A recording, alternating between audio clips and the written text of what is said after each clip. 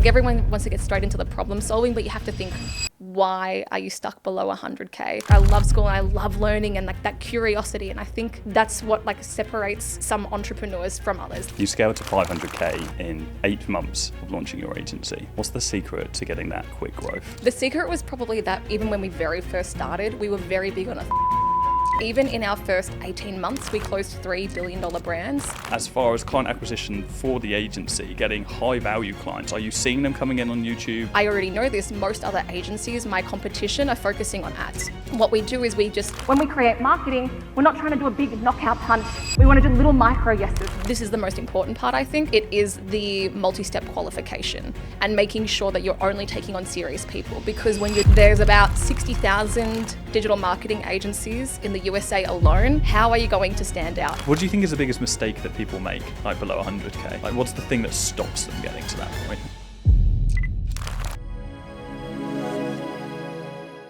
Alisha, you scaled to 500K in 8 months of launching your agency.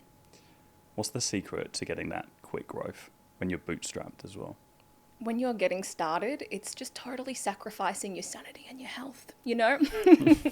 For us, the secret was probably that even when we very first started, we were very big on authority building and building our personal brand. So even in our first 18 months, we closed $3 billion brands, Linktree, Wayflyer, Kogan, before we had a sexy website or anything like that. But we'd always gone very hardcore on brand and authority. And I think that's what helped us to hit that initially, but also being good at sales. Did that authority come from previous experience that you had? And what was that? Yes, so definitely leveraging like where I had come from. So I worked at King Kong for about 3 years and built out their sales funnel and CRO team from scratch. So I was one of their first team members, you know, blah, blah, blah, did like 400 websites, funnels, landing pages in like 120 niches. And then after that, I went to a company called Founder. So Founder Magazine, if you know them, same thing, went in to go and help them build out their CRO and sales funnel team and launching 7 and 8 figure courses. So that definitely helps to use that. But also when we first started and I was in Founder and I was side hustling, we would be just taking on anything to try and build case studies. So even from the very early days, now my team are incentivized for case studies. Like that's like our North Star metric. But even when we first started, we knew that was social proof. So every single client we would bring on board, and I used to sell $400 CRO audits when I was side hustling, right? Like I think people hear all these big numbers like, oh yeah, my agency does 1.5 million, whatever. Like we make this on product sales, but they forget there's no such thing as overnight success. Like we started working for free and then we increased our amounts. And I remember the first time when we were side hustling and I closed a client for like 11K, like a funnel. And I was like, oh my God, like it just totally broke my brain in my own self-belief. Where I was like, oh my God, $11,000. Now I wouldn't even give a shit. I'd just be like, whatever. But that's the thing. And I think along the journey as well, it's so important to celebrate these little milestones. So yeah, 100%. Yeah.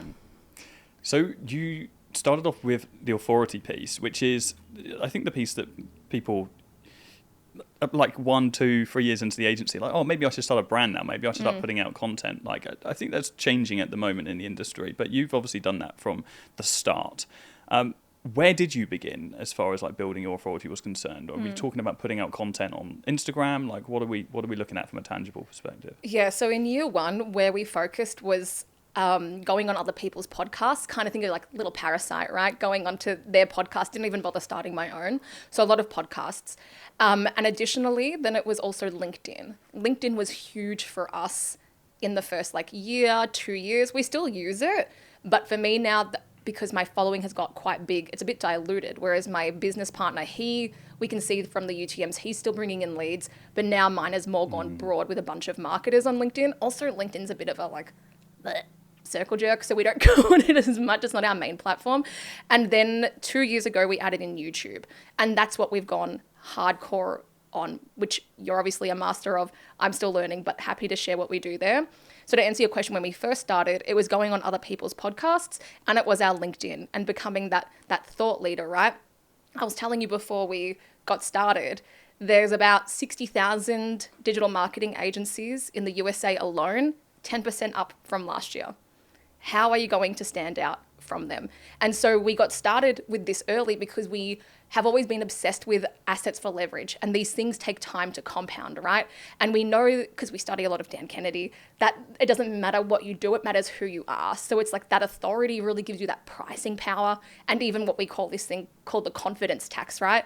And as we started to build more of this, we were able to move from charging like $400 for those CRO audits to $40,000 for a funnel project before I learnt MRR is what you need in your agency.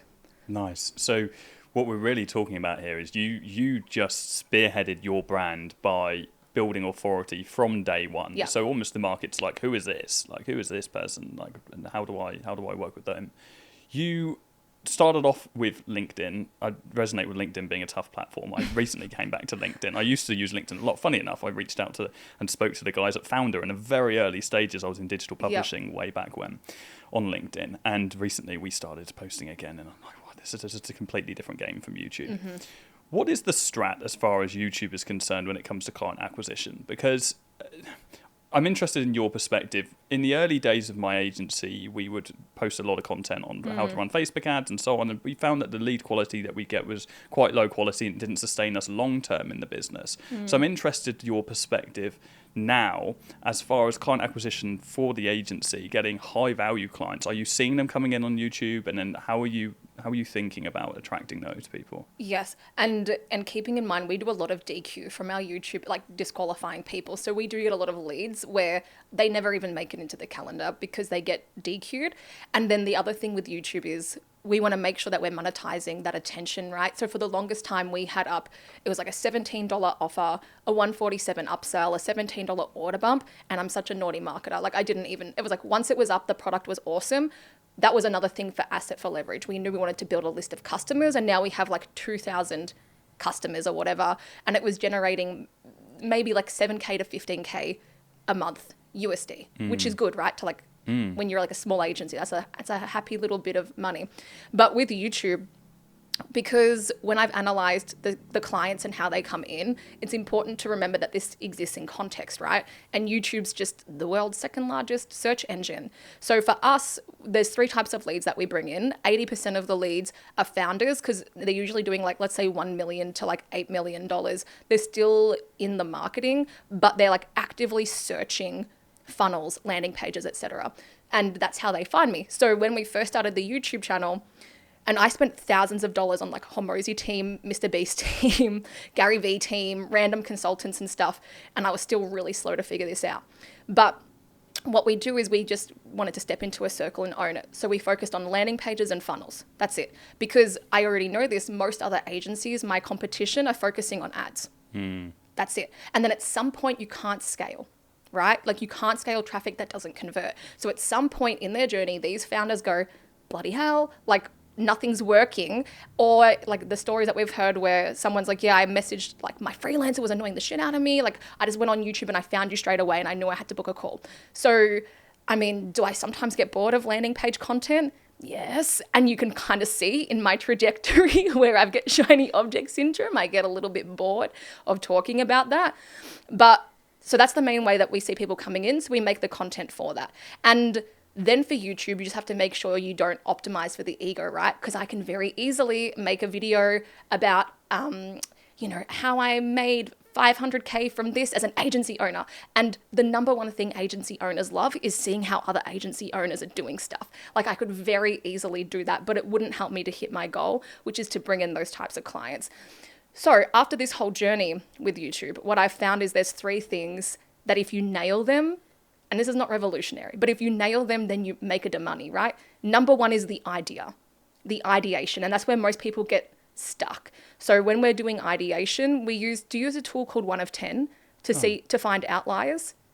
You're welcome, free of charge. Thank you can have it. I'll keep that. You can have that one. So it's called 1 of 10.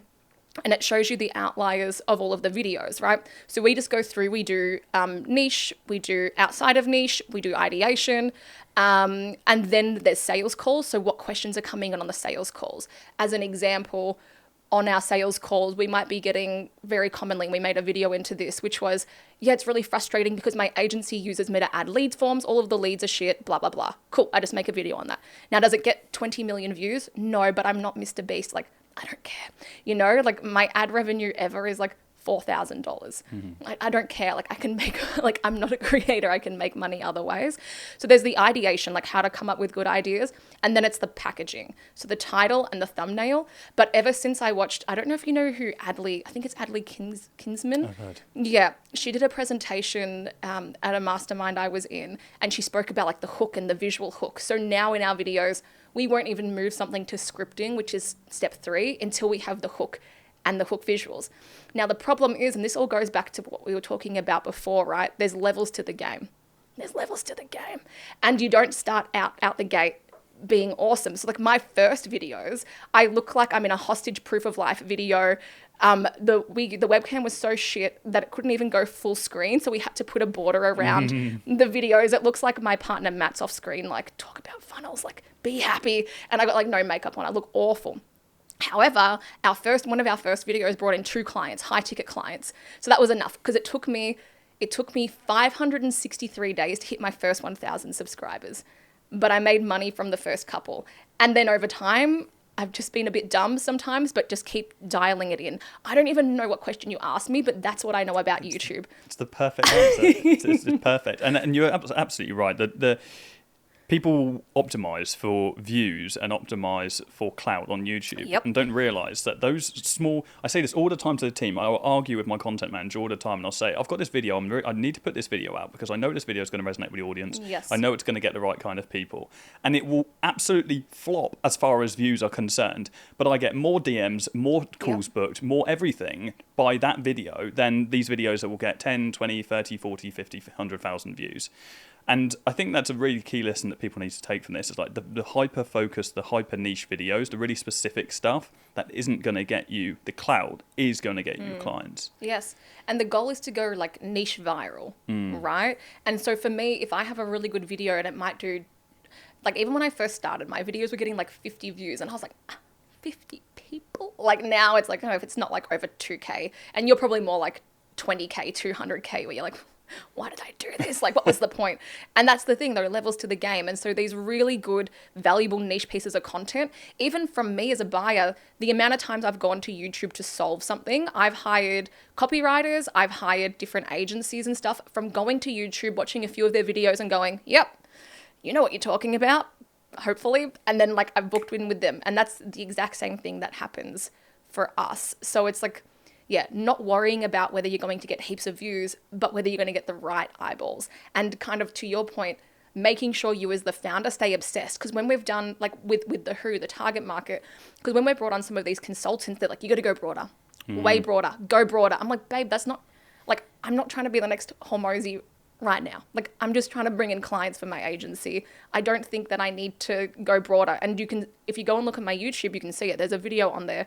It's called something like 10 ways to make money in your sleep or some bullshit like that. And that was from working with a consultant. And 1, it flopped, but 2, it felt icky. Like, it's like, I didn't really have like the authority to be talking about that at the time. And so for us, good YouTube content that brings in clients is to show what's uniquely yours. Because now with AI, anyone can go and scrape all of my stuff and probably say something that sounds like me and is good. But the thing that they can't steal is these like power of demonstration and storytelling. So every time we do something, all we make sure is that we're showing case studies, which is what my team, that's like their whole North Star metric, is feeding these case studies. And then the wins that go into our wins channel as well. So for example, a win went in the other day. A client got a 91% show up rate for a 25 to 75K product, like coaching product, right? Because we're very good at what we do. And then I just make a video on that and break it down, but no one can steal that story. It's unique to me. So whenever somebody's getting stuck, it's like that for us has been the winner, like these unique stories. And then you never run out of ideas as well. I resonate with that so much because it's the exact same strategy that we use. And actually only really the last 3 months have shifted on to case study, how it worked, and then the implementation of that. And it works so well. I have a friend in the YouTube space who changed their videos to go very broad by the advice of someone, a big YouTube consultant who I won't name, started hitting millions of views, messaged me only a couple of months ago saying, how many calls are you getting on YouTube per month? They were getting the same amount of views with same amount of calls with 10 times the amount of views that we were getting, and now they just shifted the content right back down to just being really niche, which is actually not the easiest thing to do because you've created this new audience and now unhappy with you and you start getting dislike, and so Yes. so you've got to stay tunnel vision on that. Can you give us a picture of what like the whole funnel looks like? So is YouTube the true top of funnel for you? And if not, what is? And then what are you bringing people into? Is it still an audit? And then is there a couple of different packages? What are we looking at? Yep. So our top of funnel is really YouTube. We've run some ads as well, like because we're scaling, so it made sense to start running ads for that predictability. Oh my God, the Facebook ads leads compared to YouTube leads, like just totally different. Our YouTube leads, the lead to sales time, close rate, etc. Like our referrals are obviously very good. YouTube's even better because like they already know what they want. Like they've already decided, right? So anyway, so top of funnel, we'll have LinkedIn, we'll have YouTube, we'll have podcasts. I talk at a lot of events. I mean, as many as I can fly to. That's really like our main top of funnel channels and referrals. That all then moves into, there's like a landing page with a video on it. It's like pretty standard, similar to like what a Charlie Morgan or like a Ravi would have on like where they're pushing all of their YouTube. And then this is the most important part, I think. It is the multi-step qualification and making sure that you're only taking on serious people, because when you're doing content, you're going to bring in a broad range of people, right? So you need to make sure that you're DQing, disqualifying people. That's like the most important part. Then it's a calendar booking page. They book in, X% people don't book in. Let's just say typically, even with us and our clients, it's like 40 to 80% of people will book in, and then our setters or whoever will like make sure that they actually show up. Then we have the call. Then on the back end, like what do we sell and what's next? Then on that, all we do is funnels and ads. We have absolutely like dialed it in. A lot of people are like, hey, you should add email marketing. You should add, do you do TikTok? No. I do Google ads and I do Meta ads, and I'm very, very good at them. And I don't work with any e-com. I don't work with like any info for that agency service. All we do is we bring in high ticket products, services, whatever, and then we book high qualified leads on a call. That's it. If you have that problem, then we are for you. And that niching, although we're still dialing it in, helps a lot, right? Because people want to work with someone who gets what they do, and then they come on board and we run the ads. Does that answer the funnel question? It absolutely answers the question. It's interesting. So the ads is more like a back end high ticket, like an upsell to the funnels, or is it given that people you come in for both? So because of the way that we position the content, I don't really want to work with people who are new to paid ads necessarily, unless it's like a slam dunk for us, which would be something in the investment space, the finance space, because we've done it a bajillion times. Because to have to figure out that messaging and that offer and the funnel, etc., it's hard. Like, I think we all know as agency owners, most businesses have, unless you may be in the e-com space where they actually like understand marketing, but I work in lead gen, not local, high ticket, usually national, multinational. And they often confuse marketing as an expense, not as an investment. So I need them to have gone through some sort of pain until they actually value what we do. And then it's very easy because I know where they've come from. They've gone, damn, like, this isn't converting. Why doesn't my agency test more ads? Why don't they run a funnel? And then I can easily break down the economics in one of our sheets and go, yeah, so your landing page is at 2%, your show up rate's at 40%, and your qualified, like that you're talking to, is at 20%. Now let me show you what we're doing for other clients. And like then I can go, cool, so if we could make you get not even that good, here's where your ROI would go. So in terms of the sales process, we don't even necessarily do an audit unless it's like, I'm really unsure, because I can literally tell straight away, yeah, babe, here's why it's not scaling. They've got 2 ads running for 100K a month and they're not testing anything. And your landing page is a heap of shit. Like, and so to remove the friction though, what we do is no locking contracts. No locking contracts. It's just like, we vet them. We make sure that you're a good fit before you come on board. And then if I'm making you money, why would you leave? And that's what we do. So we don't offer guarantees, but we offer that no locking contract, which clients are usually very happy to have, unless when we're working with bigger clients where they start to ascend into more of that like percentage of ad spend. And then they want to know how much is it going to be? And then we'll do like a 3-month agreement based on ad spend projections. So on a no lock-in, presuming like 30-day rolling, Yeah. what does that mean for, the time that it takes to build the funnel? Like, how long do you usually have to allow for that? Because presumably the given is people just stay for multiple months anyway, because the first month's going to be build up. And this is the thing, right? There's that investment from getting that first thing, but we don't set unrealistic expectations. And I've been working in agencies for like 10 years, which means I've been on the fulfillment side of the whole like sell it and like don't ask for permission, ask for forgiveness. And it's a shit show for the fulfillment team. So my goal is, well, how do we just not have that happen? So we say to them, hey, don't expect to make profits in the first 90 days.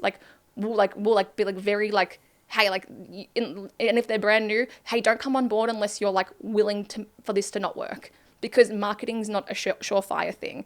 And that doesn't seem to impact the close rate at all, but it does impact the retention rate of the client, because they have very different expectations coming in when they get started with us. Do you set like a roadmap of exactly for a time period? So the way that it works behind the scenes is that when a client comes on board and we get started during that funnel stage, and we do not take on any clients unless we build their funnels.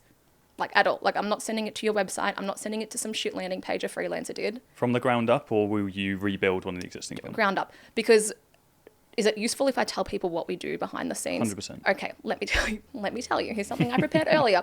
When a client comes on board, our funnel and all, like the build phase, we go through a couple of phases. But the first and the most important that we do with them is the research phase.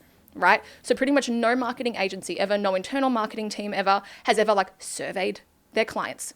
So we do that. We get all of their sales call transcripts, and then we put them through AI, blah, blah, blah. And then a bunch of like additional third-party research. This stuff used to take me 40 to 100 hours. Now I was doing it on AI and like re-prompting the other day, and I was like, oh my gosh, this is crazy what we can do. But that's because we know the questions to ask, and we have the data, and we know how to use it, right? So it's like not going to replace us, but it helps us to speed up making that like initial recipe. So we do a lot of research to understand that. Our goal is to understand their target market better than any of their competitors can. Like crawl into their brains and understand how do they describe their problems, their dream outcomes, etc. Because I know that marketing is just inputs and outputs, garbage in, garbage out. So most of the time when it doesn't work, people are feeding the machine garbage or feeding it nothing. They don't actually understand how the target market articulates their problems, their desires, etc., which means that when they write their copy, it falls flat. It doesn't connect with anybody. So that's the first stage, is this research. Once we've done the research, then we can do the strategy. So when a client comes to us, typically they can't scale cold for whatever reason, or if they haven't started cold, that's because they haven't got a message to market fit on cold. They've usually maybe scaled through word of mouth, referrals, whatever, right? But that same thing, it's like that's not going to translate onto a cold. It's very different when you're working on cold. So we work out their messaging, their offer, their differentiation, all of this stuff, right? In saying that though, when we bring on a client, they have to have certain ingredients. Like if it's like target market, clear target market, messaging, like I can make them an authority, social proof, and the offer is the ingredient that we can come up with. So that's the strategy, and then we execute. But what most people do is they'll just start executing, writing copy, doing design, doing the build. That's like the easy part. It's that stuff beforehand. So when a client comes on board, to answer that initial question, that's what we do to get that up and running. At the same time, we're getting the ads ready. What we do is what we've been going very bullish on is those AI avatar ads. And not being like, hey, like it's a fake person. Hey, I bought this product, blah, blah, blah. Nothing like that, nothing unethical. But because we've collected all of these stories and language in that research phase, we can now not get stuck by because the CEO doesn't want to go on camera, or we can't get UGC. So it's like, hey, like I work at this company and we do this, blah, blah, blah, and we help these people and we can do this for them. So then we have a bunch of ads. And then, as you know, it's just about testing and scaling and trying to find winners very quickly. In that back end, we are doing a lot of CRO. So how this looks is, in this first part, we're setting a 90-day game plan. Okay, it's very easy, right? The whole point of marketing is to hit a business's goals.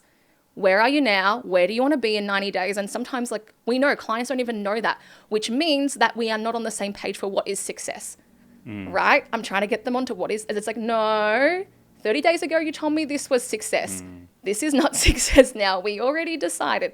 So it's like, okay, in 90 days, this is success. But it also means, why does somebody leave an agency? Because it's nothing new, exciting going on. We have to have like goals, gamification, things that we're unlocking. So we have that 90-day game plan. We do all their economics, etc. Then every month we have a monthly marketing and sales sync. So it's like, hey, it's like a cool brainstorming thing. And the way that I train my team is have fun on the calls. Like, I want people excited to attend this with you. Marketing should be the highlight of their day. So we do a lot of training and whatever to make these calls really fun. And then weekly, I guess maybe that's what all agencies do, but a Loom video, what we did last week, what we're doing this week, any blockers. And then we have other little touch points throughout the week. So that's in a nutshell what we do. End monologue, talking stick back to you. I love it. And that's so valuable for people to hear. It's amazing. The AI avatar thing is very interesting. You're using HeyGen to create those? Yeah. And you're just to affirm that, you're using a tool like HeyGen to create founder-driven creatives, face-to-cam creatives. So you can use the founder, but like none of them, like if they don't have a brand, it doesn't even matter, right? Doesn't matter. So I did a video on this on my YouTube recently. We use HeyGen, but the thing is, when it comes to marketing, there's an equation that makes things work, right? It's psychology plus economics times technology. Technology is an accelerator. 1,000 times 0 is still 0, right? Like if you have a shiny sports car and you can't drive it, it's useless. It's the same as all of this AI stuff. And so with these AI avatars, sure, the AI avatar thing is cool and it unlocks us, but it's an accelerator. If we understand the psychology and if we got from the surveys and the AI transcripts, the calls from the sales calls, if we can make good scripts and good stories and good, what Dan Kennedy would call dog whistle language, where someone's like, that's for me. Like they hear it and that's for me. So yes, that was my disclaimer on AI avatar ads good if you have the right inputs for the scripting. It's exactly the same as the YouTube conversation, like in the sense that like if the messaging is bad, then it's not going to perform, and the messaging is everything. But so many people put so much emphasis on their editing or their look and just like everything. And let me just make sure I've got something unique about me, like the Hormozy nose thing. It's like that stuff doesn't matter. Like the 1%ers. Yeah. If your script is or if your message is shit, and so. The script is the most important. We've had terrible, I mean, you've seen the same, terrible visual ads in the sense that we haven't got access to a good camera, there's nothing high production, just a little selfie video, but the script is so much better than this high production thing that we spent weeks preparing for. We've got all this emotion attached to, and this little shitty selfie just outperformed it because the script and the message was better. So you are transcribing call, just I don't want to miss that bit, you're transcribing call recordings, sales call recordings as well, and tying that into the whole messaging piece and finding patterns in there. Love that. That's a hack. That's also how we come up with good YouTube videos as well. Yeah. Like just put it through the right prompting. And it will tell you, out of these last 10, 20, 100 sales calls, this was the common thing. And then you just package it up properly and you make a video on it. And then that's the feedback loop, the machine to keep bringing in more of that person, right? Yeah, I love that. So you're working with massive multi-million-dollar companies like Wayflyer. But you're also working with startups as well. Yeah. Yeah? Yeah, startups are like, they have to have money. Fine. Because so they have to be over $1 million in revenue. Fine. Yeah. Okay, fine. Well, that kind of answers my question, which was going to be how do you differentiate pricing between those two? It's the same. It's the same. Interesting. And then there's a performance model attached as well? Yeah, so we do a retainer and then, and this is something that I'm like not 100% sold on, and there might be a better way, but we do a retainer or 15% of ad spend, whichever is higher. The thing that's annoying is once you scale somebody, they don't want to go from paying the retainers. That's why we've bumped up our retainers. So it's like, it's less of a jump, right? It's like, it starts to scale. What I see other agencies do, and I'd be interested to hear your opinion, is to do a flat retainer plus 10% of ad spend, no matter what. And I think that's going to be what I need to do. That's what we've done for a long time. It's standard for sure. Because the conversation, no matter how much you can prep in the sales call, we used to say, just so you know, what you're going to be paying us now is going to be dwarfed what you're going to be paying us in 3 months' time. And no matter how much time you set that expectation, when it comes, they still think you're being greedy, and all of a sudden you're getting something that you didn't agree to. But yeah, we do the percentage of ad spend from day one always. Yeah, and I think that's what we need to do. But that's also like, that comes down to like client selection and leverage and stuff. what we were kind of talking about pre-call is like, okay, how do you bring in the right clients and build those right partnerships? Because what I see a lot of agencies get wrong is that they want to just bring in heaps of clients, right? And that's a model, but you have to know whether you're a boutique or a mill. Like which one are you? And I heard Eddie Malouf talking about this on one of his YouTube videos, and Matt and I realized, who's my business partner, that we were straddling mill and boutique. We were giving this boutique service with mill pricing. And so over time, what I've learned being a business owner is there's more than sales and marketing, right? Like you have to know finances. Have you heard of that before? Yeah. So I had to learn that. And that's been, for me, the biggest thing to unlock, because making money and managing money are two different things. And I know that personally because I'm very into like my personal finances and investing, but really getting granular and like psychopathic with your expenses has been probably one of the best things that I've done.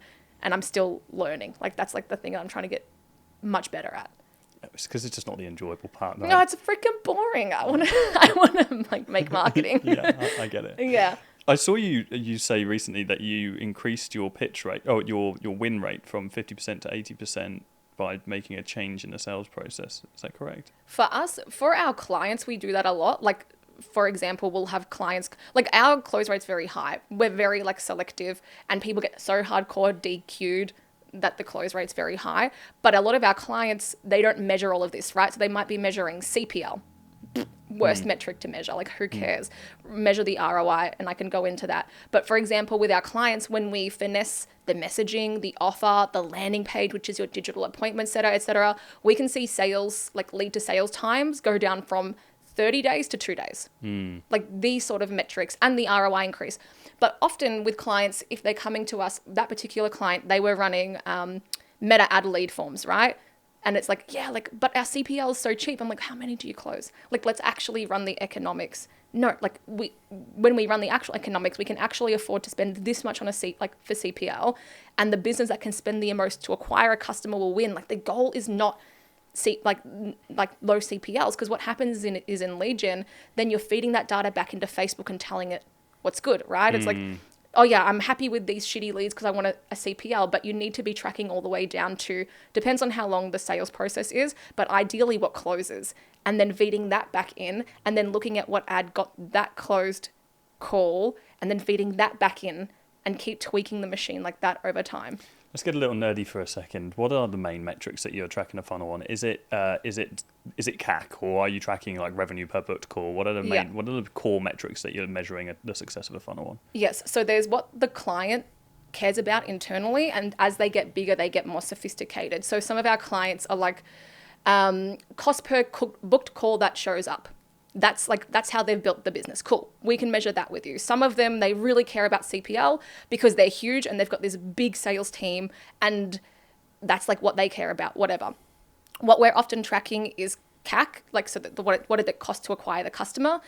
The thing in lead generation, it requires on the sales team doing their job. And so we have to be like, okay, it's more like a monthly thing where it's the CAC, it's the ROI. That's like the main thing, right?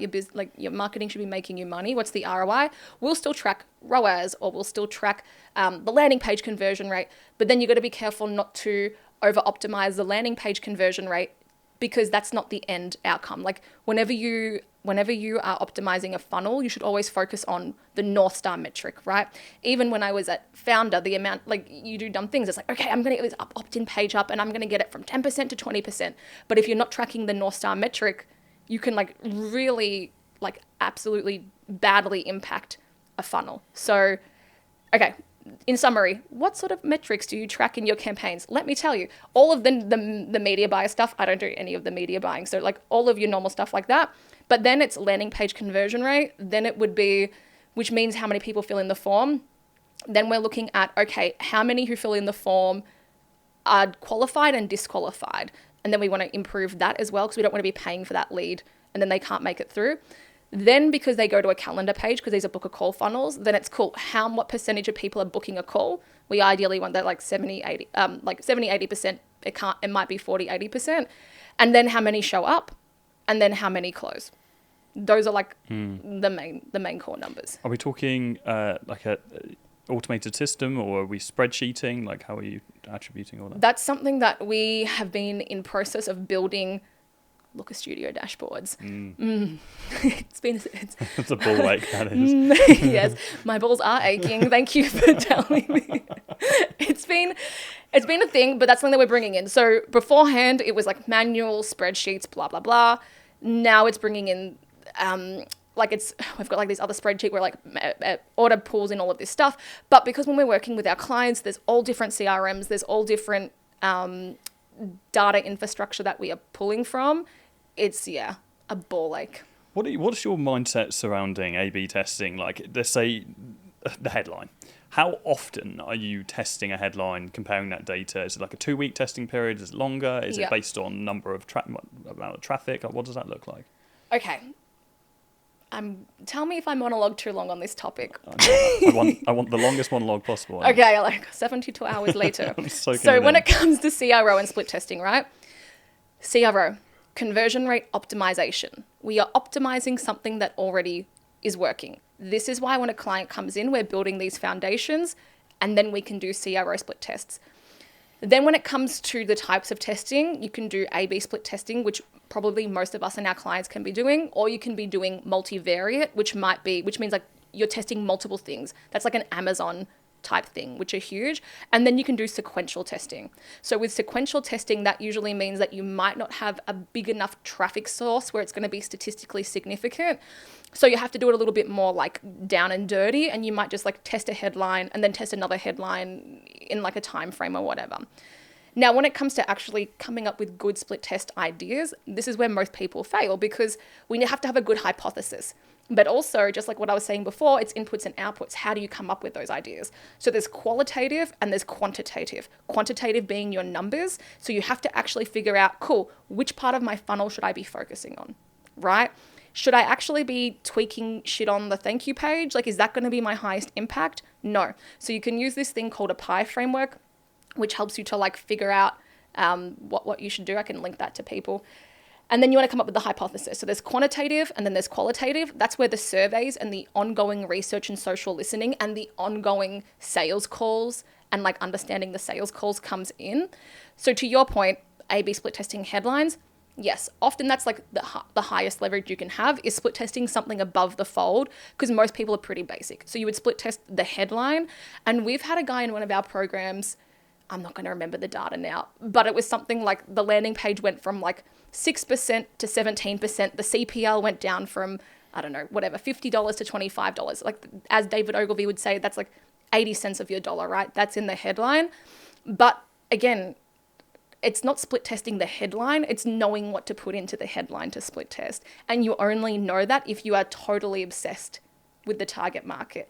And as an agency, that can be very hard to do at scale, because you have to get obsessed with 20, 50, 100, 200, 500, whatever target markets. So how do you do that at scale for your team? The answer is AI at the moment. It was very hard for us to do how we used to do it. Now it's a lot easier. Plugging into the sales calls again? Or? Sales calls, deep research through ChatGPT, other like research tools that we have. Yeah. Nice. That's cool. That sales call and analysis thing is such a hack. We do that on every other part of the business apart from to adjust front end, which is ridiculous, really. It's ridiculous. And they're in the trenches, right? And this is another beef of mine. Thanks for opening up all my trauma today. But marketing teams and sales teams are so disjointed, right? But they're one system. And so as marketers, we often forget, and maybe because my background is in sales before I was in marketing, like they're in the trenches. So they're getting all of the information. The problem is sales team members don't know how to translate that into something that's useful for marketing. So unless you know how to ask the right questions, or you can put it through AI, then you don't get the data that you need. How are you dealing, talking of sales teams, with the issue of teams that have been used to warm or inbound traffic, they now all of a sudden have to close cold traffic because the business is cranking spend? Do you have to get involved in sales conversations and coaching the back end? Like, what does that look like for you? Yeah, and this is where I tried to screen for that in the sales process, right? Because my leads will be useless unless you can close. So if somebody comes in and they have a really low close rate on warm traffic, I'm like, babe, you're not going to Yeah, hack no. it. Facebook ads is not for you. I literally had someone, big business, and I can't remember what the close rate was, but it was something like, let's call it 5% on warm traffic. And I just said, you do not have a lead flow problem. You have a sales problem. Come back when you fix that, because I've done this like 1,000 times. That's not an exaggeration. About 1,000 times. Like, it's like I'm an oracle. Like, I know where this will end up. Like, you will be dissatisfied. You will not close these leads if you cannot even close your warm leads. So to answer your question, we try to identify that in the sales process. If you retain clients, you have a successful agency. It's a lot easier than bringing on new clients. And so, because I'm like old and traumatized now and not as young and youthful as these like 20-year-old people getting out making agencies, I'm like, you're either a good business person or you're not. But this also comes from like the authority building, right? When you get started, you don't get as much like leeway to be like, nah, I'm not working with you. Yeah. That comes from over time and seeing the red flags, but also like having that authority where you don't have that scarcity in your pipeline. I didn't always have that, right? Like, but now I don't have any scarcity. I'm just like, nah, I'm talking to another 10 of you like this week. I'm good. Not a good fit. We spoke off camera about you now taking it seriously and really really building the team out, building the client base out, etc. You've spent the last 3 years or so traveling. Yeah. Talk me through that. Why get up and leave and sell your stuff and travel around? What was your mindset? So in lockdown, and not to brag, but Melbourne was one of, if not the most locked down cities in the world. Like 2 years, for a lot of that time, the mandate was you couldn't walk for more than an hour outside a day. Just dumb shit. Let's not talk about it. It happened. And so my partner and I were really big into life design. And we would go away and we'll do these like quarterly life designs. We're both in jobs and we called it Operation Freedom. What did we want? And that has been honestly the hardest question I've ever asked myself is, what do I want? It was never a question just from childhood circumstances that had ever come up, right? And so even now it's like, it's so weird and alien to me where it's like, oh, you can literally build the life that you want. The hardest thing for me was knowing what it was. Like, I knew that, but I could never like figure it out. And it just takes time, right? So we would go away, we would do these life designs. And then eventually our side hustles overtook our main income. And then we shook hands over breakfast. We're like, fuck it, let's rage quit today. Not rage quit. We both loved our jobs. But, and we had also saved up 6 months of expenses. We didn't pay ourselves for 4 months in the agency. We just wanted to build a war chest, but we could do that because we saved up 6 months each of like life expenses. And back then our lifestyle was a lot more manageable. I mean, we haven't exploded it, but we get to do a lot more fun stuff now. And so we started the business, and I mean, if you could call it a business, it was like 2 freelancers sticky taped together. Let's be honest. We were doing only $500,000 and then a few contractors plugged in. And we kind of came out of lockdown a few months afterwards, and we were fat and pale and sad and burnt out. We went to America and Mexico, and we knew the business would stop without us. We were like, whatever, YOLO, we'll figure it out when we come back. Back then we were a project-only agency. So it was fine. No clients were left unattended to, but we were like, we're not going to have any pipeline, whatever, let's go. So we went there. I don't know if this is part of it, but I also did ayahuasca. And then I came back and just sold all of our shit. And I was like, we're doing this. We're going to pack our lives into a suitcase. We've read enough biographies and autobiographies, and we've got enough people in our network who regretted never building the lifestyle first. So like, fuck it. If the business isn't going to serve us, we don't want it. So that was maybe like 8 months in. We came back, we sold everything. We packed our lives into a suitcase. We got a one-way ticket to Bali. And we were like, if we can't figure it out, we don't want it. And then we figured it out. And we're still figuring it out, but that's the journey, right? That's the fun of it. I love that. What have you taken from that experience that you're now carrying forward in your next chapter? I think the biggest part for me with that was letting go of control of things. That was the biggest thing. Even before we went away, I had to like know everything down to the minute. What were we always doing? And just letting a bit more trust in the universe, knowing that what is meant for me will come to me, and that I can't always control the outcome, but I can control the inputs. And so what I do now is I don't focus so much on like, even like I think about like the goals that I have for myself. I can't even think big enough half the time. And so when I let go of that control, what comes to me is like even better than I could have ever like would have ever come to me that I thought of, right? So it's more like just like getting really getting really serious about becoming the best version of myself. Like, that's it. And it's like, who do I need to be? Who do I need to become to unlock that? Because you're always the container for your business or for your life, right? So it's just, okay, what are the inputs and what are the things I just need to keep doing? So yeah, like, what have I taken from that? That's probably the biggest thing, is to not be a micromanaging psycho of the universe and just like let it come. But what else have I taken from that? It's a good question. I do a lot of journaling and a lot of self-reflecting. I think the other big thing, and this is like another big epiphany I've had, is like to have fun. Or like, why am I doing it? And any time on our journey where, and it doesn't happen as much, but it's like I start to lose the fun. Why am I doing this? Like, and obviously not every part of your business is fun, like spreadsheets, but it's all part of like my growth journey. And it's like, it's moving towards a bigger why, a bigger vision. And so, yeah, I think those are it, and that's the last one, is like getting really clear on like why you're doing something and not getting obsessed with the end outcome. Yeah, it's like why do you do this? Yeah. Yeah. Do you think you got yourself to a place where you spend the majority of your time, your working time, on the things you enjoy inside of the company? And if so, what are those things? What do you love working on, and what part do you not enjoy? Yes, that's a great question. Thank you for asking. So there's a great book by Dan Martell. What's that one? Buy Back Your Time. Have you read that? No. It's really good. And in that, he has this thing called like a drip matrix, where it's like basically you're figuring out what energizes you. And so even if none of you guys listening, where's the camera? How do I stare at everyone? If you don't have an EA, an executive assistant, or just a VA to start with, that is like the number one hire that I've had to bring in to help to get that sort of stuff off my plate, but still do really important stuff. So I'm just sharing, this is how I kind of work it out. And every quarter and every month and every weekend, I'm thinking, am I still working on the right things? Am I working on the high impact stuff for the company? Am I working on the high impact stuff for me? Because there's a lot of things that I'm very good at, but don't energize me. And so when I'm in that zone in the agency and I do a lot of that, I burn out. The agency will like make a lot of money, but I'll hate everything that I'm doing. So this drip matrix and this buy back your time, the whole thing is to try and figure out, okay, well, where are you highest leveraged in your company and what makes the money? Like, where is that intersection?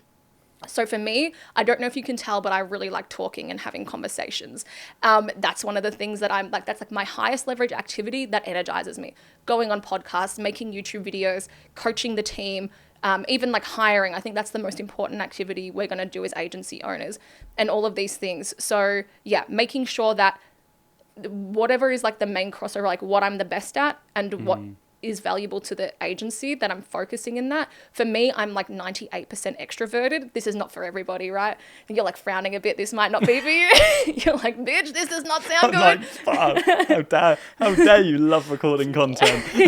But I had to turn it into a game because I got into like a funk where I was like, fuck this, like, oh, this is annoying. Like, I got all these other things to do. Like, and then like, you know, like that's an awful place to be in your brain. So now I'm like, okay, my why is I'm really good at teaching people things. I'm like, that is what I'm good at. I'm really good at taking like complex things and I'm really good at teaching people. I love coaching people. I've been doing that since I was like a kid. Like I've always gravitated towards that. So now it's like, cool, well, why am I making this video? Yeah, it's going to make me money, but I'm going to find people because 99.9999% of people who watch this, they're not going to pay the agency any money.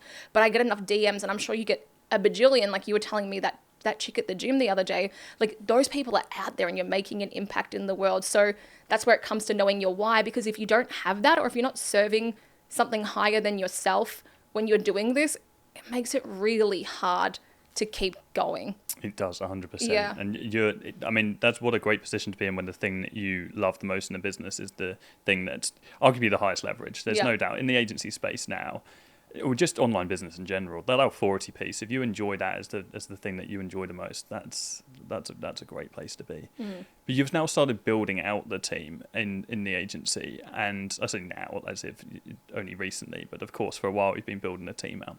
I've seen you mention before in another podcast that you don't hire juniors, you don't hire people that are entry level. Is that correct? You're only hiring people from a senior perspective, and if so, what's your mentality around that? So the main thing is, have I done that before? Yes. But really what I want is just proven that they've done it. And why? Because when you hire an A player, and it might be a couple more grand a month, and I think we've all seen it, the output of someone like that is exponential. Now, when I first got started, I didn't have them budgets, right? Like that's the thing. So when you get started, you bring on those people that are more for like potential, but they need to have the fire in their belly. Like they need to have that fire in their belly, and you need to get rid of them quick if they're not a good fit. Because I do believe that like as an agency, we're just like a HR company basically, right? Like that's it. We're just people. We're in the business of people, and that talent is the make or break of your agency. And I've made all of the dumb decisions. Now I have an awesome team that are truly unlocked. But even once you get that team, you need to keep coaching them and training them. That's another thing that people forget. So one day we had this epiphany where we were like, I tried to bring in a sales team and I didn't do a good job anyway. So I'm back on sales. But I realized with this sales team, I was like, okay, I'm giving these guys coaching every day on how to talk to people. I'm not doing any client experience training with my team, like not formally. So we just started doing a weekly client experience training where it was like, bring your hardships, bring your beefs, and I will help and coach you on how to deal with these things. And that was tremendous. But I was like, yeah, it's weird. Like we focus on these sales teams, but not on the back end and how to deal with people. So yeah, to answer your question, do we hire juniors? No, not really ever. I'm not trying to scale like a huge agency, so I don't need them. I think there's a place for them in agencies, probably when you're a lot bigger. And where the caveat to that is for me, in our pod structure, where we have like a senior campaign strategist, we have a funnel strategist and media buyer, ad creative, and then we have this pod technician. They might be a little bit more junior, and the idea is that we are farming our own people, right? So the funnel strategist and media buyer can become a senior strategist. That pod technician can become a media buyer and funnel strategist, so that we've always got people in our farm. Yeah. Yes. Yeah. What is the training rhythm like? Like how often are you doing training? Is it ad hoc as and when, oh shit, we haven't done that in a while, or is it like a regular situation? So one thing is, and this is probably the most important, it's the onboarding. So that's the first thing, and that's where the standards get set. So everything is in there, not just about how to do their job, but also like how we think and how we act in the culture at the agency as well. In terms of training then, what do we do? So there's different types of training. There's ad hoc when I see issues, like, okay, why are we doing this? We're all going into a boot camp together and we're going to learn this thing, or if we're rolling out new systems or whatever, those are probably the ad hoc ones. Our more general rhythms is that we have this thing called like a fortnightly, which means every 2 weeks, for any Americans watching, because they don't know what fortnightly is. Every 2 weeks, like a Mad Men session. So it's like being able to hear how some of the more senior people think. That's kind of like a training. But then we're training our leaders on how to be coaches as well, right? So similar to with our clients, how we understand what is the 90-day game plan, blah, blah, blah. For our team members, what we want to understand is, okay, well, what are your goals? What's your personal goal and your professional goal? And all of this I'm asking in the hiring, because even if they're the best media buyer on the planet, right, and they have the skills, but if I can't help them to get to where they want to go, it doesn't matter. Like they're going to churn. And it's the same thing for my clients. I don't want people to churn. I wanted them to stay on for as long as humanly possible. So oftentimes, because we think of it like coaching, it's a bit more bespoke. It's just like, cool, what do you want to learn in? Does it align with the business's goals? And then we're doing like upskilling plans. You can do things called like career ladders as well in the agency. Nice. I love that. It's one of those things that I think, especially with the management piece, many agency owners and just business owners in general will just chuck resources at their department and just expect them to learn it, expect them to absorb it. And then when problems arise, expect management to deal with them. But so often I'm reminded that it really has to come from the top. And whilst you don't want to, you're very often going to be the person that's going to be creating new training, because you're the one that's thinking about it on this wider spectrum. Until you have, director level management into the company, which is obviously 2, 3, 4 steps down the line when you're scaling out. It's so important to have those regular trainings, and it's been so impactful for us as well in doing that on a regular basis. Yeah, or even just like buying, if like the team finds a course and it's not a dumb amount, it's like, great, I don't have to do it. Yeah, get them in especially like the media buying stuff, or we've had team members who are like, when we're first growing, and we had like this one team member who had done Google ads before, and we're like, hey man, we're going to start running ads. You've done ads before, right? He's like, yeah, but like not. And I was like, yeah, you'll figure it out. But we just hired him a coach. I was like, every week you're going to meet with this guy and he's going to train you on this. I want you to tell me at the end of those coaching sessions what you learned and what you're implementing, blah, blah, blah. Like You got to invest in your people, right? And so I never think of a team member as a cost. They're an investment. You can make bad investments, cut bad investments as soon as you know they're a bad investment, because we're not a charity, right? And some people can think, oh, that's a bit cutthroat. Like, no, they have a contract with me, and as part of that contract, there is a job, and as part of that job, there is work, and as part of that work, there is an outcome. Now, if there's ever an issue with a person or like an outcome, it's either people or it's process. Okay, this is how I think of everything. If it's people, then either they are not the right person for the job, or you have not trained them correctly, or it's process. The process is cooked and it either doesn't exist, or they don't know what to do, or it needs to be updated, whatever, right? And each three of those, if you hired the wrong person, then go and put it back. Like, you need to make sure that prevention's better than cure. Learn something from that and go and put it back into your hiring process so you don't have to do it again. If my team is making the same mistakes, on me. Did I hire the wrong people? No, my team are awesome and they all care about the clients. There's something in the system that's broken. Like, these are not, like, if you shouldn't think your team are idiots, and some people do, right? Like, no, my team are freaking smart. If something's not going right, it's on me. I'm the leader. I haven't set them up for success in some way, and now my job is to work with them to understand why. And as a quick side note, making sure that you create an environment where people will bring you problems, right? Because the last thing you want is people hiding problems from you. And so one thing I'm very proud about the culture in our team, and I think that comes from our values, is that when someone makes a mistake, they own up to it very quickly. They say why it happened. They say how they're going to fix it. And then that's it. And it's like, that's a beautiful way to live, instead of people hiding the mistakes from you. Yeah, that's the worst. And then you have to deal with the fallout of that. And you're like, this has happened for 3 months? And like, do you know how much more of a task this is for me to fix now? Yes. Yeah, I feel that. I've been there. You've described other agencies as yes agencies. Yeah. What does that mean? So when a client comes to us, I say, you're not hiring a waitress, right? You're hiring a strategist. And a lot of agencies are so scared. It's this scarcity mindset of losing a client that they don't want to say no. Yep, we can do that. What does this create? It creates unrealistic expectations. You're not training your client on how to work with you. You often have scope creep, so you're losing a bunch of money, and they'll say yes. They'll take on any client. They'll say yes. They'll do anything for any client. They'll say yes. And as we were talking about before this, most agencies don't make it into their second year. I think this is a big reason why. And so it's understanding the frame. And even though when you make that first sale, that's the easiest sale, then you have to keep reselling the client and their confidence in you, etc. So the reason why most of them are yes agencies is basically because they just say yes to anything, but the ramifications of that in your agency are dire. Yeah. Terrible profit margins, stress, etc. You're saying no to a lot, which as you should, but are you then finding if there's external solutions that you need? Have you got lots of partners, strategic partnership relationships with other agencies? Like, what does that look like? Yes, because we knock back some stuff. So we used to, but to be honest, finding agencies that you like truly trust and then you can connect them with is not always there. There's not many agencies as well that do what we do, and that's how we've uniquely positioned ourselves. So there's not many agencies, like I know you guys exist out there, but there's not that many compared to like an e-commerce agency, right? Or a local lead gen agency where I'm very confident to refer them and put my name behind. So for strategic partners, not so much. And that's like the next thing. That's like a good problem to have, right? Okay, well, I've got these wastage on these leads. What can I do? Because in a perfect world, I would refer them on and get a cut of the referral or whatever. But you've also got to play the long game with your brand. Not like the short game of trying to make money now. It's like that'll impact me negatively. So, and then on that, just quickly, you can't then sell them to a do-it-yourself thing because they don't want that. They want, like, that's just insulting, right? So I think a lot of people think, oh, it's fine. I'm going to make a course. Like, no, they're not going to get the result. They don't want to do it. They've already indicated that they don't want to do it. Like, the answer is not a course. The answer would be what some of my other mates in agencies do. They'll acquire a smaller offshore agency, like an M&A.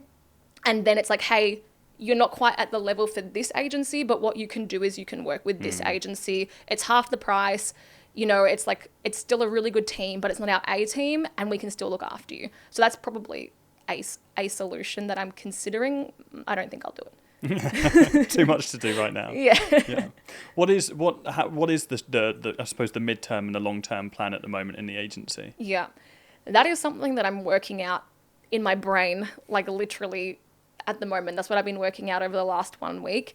And so as I said to you, okay, we've been traveling, the business is doing fine, but nobody wins when you play small. And so it's not that we're playing small, it's just you can either travel to countries and do Italy for 8 weeks, or you can scale to 8 figures. And I've realized I can have like anything, but not everything all at once. So for our chapters of life, we've done that now. And now it's like, cool, what's the impact? Like what is our thing? Where do we want to like spend our life, and where do we want to work? Because we work really hard. We're still working like 12, 14-hour days, not every day, but a lot, like just like any other agency owner, right? But it's like, okay, cool. Where do we actually want to spend our time? Because we both love working. Like when I was telling you, when Matt and I first started dating, I'd go to his house, we would watch infomercials, we would break down the offer, drink red wine, like call him up, go through the sales funnel, like that sort of shit. Like I like doing funnels and marketing, right? So what's going to be our next step? I'm going to be getting very bullish on my personal brand. Very, very bullish. And I think that is the only way, coming out of this attention economy and into this trust economy, that businesses are going to survive, is having this like connection, this trust with people. I don't think ads are going to be enough. I think it's going to be this sphere of influence that you create, that we've been building over time and producing really, really good things that help a lot of people. That's kind of, and there's obviously a bajillion ways to do your business. For us, because of my strengths, probably that's where we will focus. And so we will build out a lot more of the done with you and the product stuff. Obviously, information is going to become more and more commoditized over time, like obviously, but what won't become commoditized, and where I foresee society going, because as a business owner, yes, I have an agency right now, but I have to think about as a brand and as a business, where am I taking this ship, right? And so while I don't think agencies are going to go extinct, I think that's stupid. Like I think Sam Altman was like, oh, 95% of what agencies do. No, a lot of my clients can't open a CRM. I am not getting replaced by AI, as long as you have the best systems, the best tech, the best people, the best thinkers, the best results, etc. But that all has to be experienced. So how do you bring people in? That all has to be experienced. How do you bring them in? It's through personal brand. And so for us, when we started Persuasion Experience, and we call it PX for short, we always thought of it as a modality. Like there's user experience, UX, persuasion experience, UX. And we've always thought of it as this brand. And we've always wanted to do more of like media and education company. That's where we want to go. So like our high ticket will be the done for you. Like that'll be super high ticket, probably like equity play, like what every agency owner wants. Like, oh yeah, I only want clients that give me like equity or profit share. It's like, yeah, everyone wants that. But not everyone earns it, right? And that's what we're trying to do over time. So that will be that. And then we'll be building out a lot more of that done with you. I think that done with you market is going to grow substantially. I don't think agencies are all going to die, but I think a lot of businesses might die, because I think what will happen is the best businesses and agencies, that gap, I think there's going to be a wealth divide in society, and I think there's going to be a business divide in business, where the businesses that adopt AI are just going to have so much better economics that these other businesses are just going to not be able to compete. So I actually think there'll be less businesses to serve. And then that will be the result of agencies dying. Do you know what I mean? I really want to go there. I want to explore that place. Just before we do, I'm intrigued by going more bullish on personal brand, how that materializes for you. Is that increasing output? Is that doing certain strategic things? Like how does that materialize? Yeah, good question. So I still believe, like, because I don't have a huge media team like the Hormozis. Oh, I don't know. What's your media team? Non-existent. We have a content team that help produce content and plan content, but as far as media is concerned, like what's your content team? We have a content manager, video editor, thumbnail designers, and that's it. Copywriter. Yeah, similar to us, but maybe like more of ours like contractors instead of plugged in. And then I've just recently hired a full-time, like, I guess, content manager that I hope can move into like a creative director kind of role. Yeah. I think the piece that we're probably missing, and the piece that you're probably looking at, or maybe already have, is the direct management of speaking positions, podcast features, etc. Like actually being more proactive with that piece, I think, is like getting those external opportunities. Those more so, because like you get a lot of inbound for that, but then managing it and then going this, you could definitely, if you pushed it more proactively, I think it's Do you have an EA? I'm probably going to get my EA to do that. Yes, I was thinking that. Yeah, because she's awesome. But I also think like she's probably like, besides me, the other big, and my co-founder, like the other big cheerleader of the company who can like get in. I tried a podcast booking agency. Didn't work. Anyway, what were we talking about? Bullish personal brand. Okay, cool. So just why? It's just the number one asset you can make. And now, obviously, the argument is like, well, there's heaps of billionaires who never built a big personal brand. It's like, yeah, okay. Years ago. Sure. True. But even like, let's look at like Kylie Jenner or Logan Paul, right? They get paid more, or any TikTok star, they get paid more than the TikTok CEO, right? And like when you have this authority, this like brand you can leverage, one, you get more opportunities. You probably see this. Like, do you not like? I mean, I will never ever be broke ever. Right? No, ever with again. your personal brand. Never. Yeah. My personal brand is infinite security forever. Yeah. It's an opportunity magnet. Yes, exactly, and that's the same for me. Like, for example, last year, January 2024, keynote speaker at Traffic and Conversion Summit. 2 years into business, Damon John, Ryan Dice, Richard Branson, Alisha Conlin-hurd. I have no business. My first stage talk, right? How did you get that? So one, I was in Ryan Dice's mastermind. Nice. But two, because he had seen my YouTube personal brand that I'd been building. Like if you tell people long enough that you're the best at funnels and landing pages, they usually... Then you become. Then you become. But I also am. Like, I have an interesting background where it's like, I did it like a lot. And I am. And then I went out on my own. So yeah, like that, but that's the reason, like, it's an asset that no one can take. I think Warren Buffett says something like, you know, your personal brand takes 20 years to build and 5 minutes to destroy. So that's what you have to be really careful about, right? Is like being very ethical still and knowing what your values are and knowing what you stand for and not promoting something or doing something that doesn't align with that. And so for me, the thing that I've always done with my personal brand, again, we were talking about this, like you still get the haters into comments. I believe in dead internet theory where like half the shit that I get comments is probably like not real people. It's just bots, right? But people, like the bigger you get, the more people want to bring you down, whatever. So you have to know within yourself, otherwise you'll go insane. You will have anxiety all of the time. And this is what stops people from doing it. Like, why don't people put themselves out there? Because they're scared. And it's fair enough because it's scary. Like, and even like, I don't even always get awful comments, but I'll get weird and creepy men comments. Like one time a guy was like, I'm going to clone you and have 600 babies with the clones. It's a bit weird. Have you ever had that comment? No. Well, there you go. Maybe he'll come and find you. Maybe he will. And so it's scary because you got to put yourself out there, right? But for me, the test is, okay, so that I don't have anxiety and I'm not worried about what the billions of people on planet Earth think.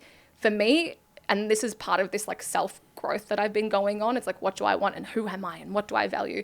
It's just, okay, what's the look yourself in the mirror test? Can I make this decision and still look myself in the mirror? And if it's yes, and you can live with yourself, awesome. Because that's like, who do you spend the most time with? It's yourself. It's not your mom or your spouse. Like, it is yourself. Can you stand yourself after making that decision? And once you get bigger and more money starts coming in, you've probably seen this as well. Like when people start to see big numbers of money, people go weird and you have to know what you stand for. Like you have to know what you'll stand for. And you have to know that, like, what does money mean to you and what will you do for money, etc. Right? And so, I mean, I'm trying to instill those values in myself and know who I am, because the bigger I get, it's going to be very easy to lose yourself in that personal brand. I resonate with that so much. It's something I've preached about so often over the years, actually to my own detriment, in the sense that it's only really the past couple of years that I've opened myself up to collaborating a lot more with other brands, because I've seen because being on the side of it yourself and understanding that as a personal brand, you are in very many ways in control of perception and control of reality, and when you have an audience and you have a platform, and so many don't uphold their ethics for money. And that's always the danger. And I love that.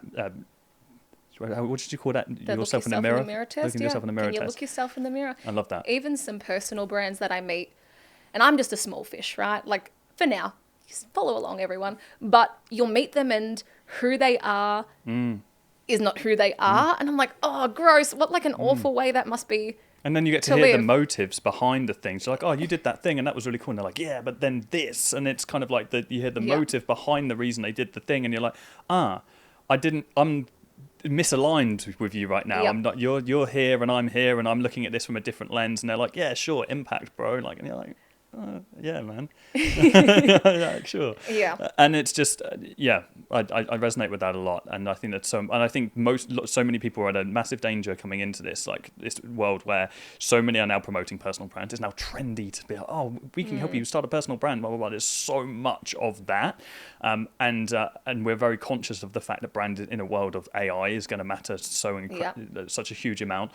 But because of that, and because everyone wants everything quick and fast and easy, they're going to cut corners, and they're going to try and hack human understanding in order to get themselves to the top, or their perception of the top, quicker. So people lie about how much money they make, they lie about all the things that they've done, and they like falsely, and there's going to be at some point some kind of law that comes in, or some kind of act in which people reverse engineer all of the old stuff that happened. I don't know why people don't think they're invincible from the things that happened online. You can go back like years, and they'll look at these people and they'll be like, hang on, this person, there'll be some massive lawsuit, and then all these people will get like washed out. I don't know why people don't think of that. Yeah. Once your personal brand is damaged, it's hard. Yeah. You're done. That's it, right? It's like the most valuable asset that you will build. And and you're actually on a negative at that point. You're below someone that doesn't have a YouTube channel. Exactly, right? It's like that is negative. One thing, like with all of this AI coming in, and I don't have an answer to this, but for an example on your YouTube, would you ever not record it yourself and outsource it to like the AI? No, I couldn't do it. Me neither. I couldn't do but it. I think I get that's comments my all the answer. time though. People are like, oh, you look like AI today. I'm like, fuck you. like how? Like no, I don't. Like You look a bit waxy, can you see the bitch? sweat on my forehead? Like I'm shouting at the camera, getting so irate about like something like sales. Like no, this is not AI. Like, I think it like what my biggest concern with marketing is like losing the soul and the magic. Like this connection, right? Like, I don't know, because you never know what the future holds and whatever. And if my audience found it value, because I could pump out 10x content, like, I don't know. But at the moment, I don't think so. Like, well, I've seen Anik Singh's doing that now. I think you've seen Anik Singhal. Oh, yeah, the webinar guy. All of his short form content is completely AI. I'm like, I just wouldn't Of do him? it. It's all AI, like completely. And this is the thing, right? Like, when everyone else zigs, I got to zag. So it's like, because I don't know, I studied like history doesn't repeat, human behavior does, right? So what's going to happen here? We're all got monkey brains, whatever. So where are we heading? Loneliness, connection, community. Like, what do I think is like that is going to be the future? And so, as we were talking about before, like, yeah, the agency will exist. That done for you will always exist because there's always going to be people that don't want to figure it out. Can you do it for me, please? Sure. Like, I'm one of those customers. I'm like, nope. I've watched 3 of your YouTube videos. I think you get it. Like, go and do it for me now. But what's going to be missing in society is going to be this like connection to people. And I am worried about as a society where we're going. I got to not AI doomsday. I got to be positive, but I get very doomsday. Yeah, I think people have been calling me AI, the AI apocalypse guy recently. No. The last two videos I put out on hours. YouTube, last 2 videos I put out on YouTube have been like AI apocalypse episodes, but more so just like being hyper aware of the situation and then knowing what to change like in that situation. Yeah. I want to get into that. But you say like connection is the most important thing. Like quite interestingly, like I mean I think that in-person masterminds and those kind of gatherings are going to be more important than ever. We're actually hosting an event in our agency, so not even an info. There's no info attached to it. In the agency in July, we're getting a whole bunch of clients together, getting them into the office. We opened up. We are hybrid. We're virtual, but we very recently in the last 12 months opened up a big content warehouse in the UK. Getting everyone there, getting loads of clients together and loads of friends. Those kind of things I think are going to become more and more important. Like the in-person pieces, the experiences. Yeah, the experiences. Right? The thing that AI can't do. And have you read Unreasonable Hospitality? Yes. Yeah, it was like, I get obsessed with a few books a year. That and E-Myth and a couple of others last year. I don't know why it took me so long to read E-Myth. Have you read it? No. Oh my God. Good. E-Myth? Yes. So because you hear it and you're like, internet marketing. No, it's such a good book. There's such good books. But this Unreasonable Hospitality, and that's like been like the seed or the nugget, right? Is like this experience. So even in the agency, I already did this, but I took it a bit more next level. It's like, each touch point, how do I like anticipate people's needs and desires before they even happen and all this stuff, and then going into experiences being the next thing. Some people I talk to are like, buy a heap of land because that's the thing that's gonna like go, like there'll be no land, and then host like experiences where people can go into nature again, because all of the cities keep getting built more and more and more up and up. So like make these like experiences. Anyway, TBC, whether I'll buy all the land. Yeah. I mean, it sounds great. I mean, I'm all for an experience where I can spend a lot of time in nature. That is my whole existence outside of business. So. Yeah. Where are we going as far as this industry is concerned, do you think? What does the next 2 years look for us? This is the thing, no one knows. And anyone that professes to know, they don't know like where we are. It's fun to speculate. Yeah, it's fun to speculate, but like and this is the thing, it's like because of my direct response background and marketing to me is just psychology and understanding human behavior. So like the guy that created propaganda, there's literally a book called Propaganda. They're like all of this stuff you can study to understand how humans behave, and that is like a predictor of what will happen. And so where will this industry go? I don't know. But if I had to sort of guess, kind of what I said earlier, right? I don't think the agencies will die. I think the shit ones will die like all other businesses. I'm surprised that like 10% more have been added since last year. There's been this huge freelancer revolution that's been happening over the last, like since COVID, where nobody wants a 9-to-5 anymore. So I think in America, it's like give or take 74 million freelancers. The second most of those are in the marketing space. So they're in different industries, right? I've worked with probably over 1,000 businesses, whether it's coaching or done for you.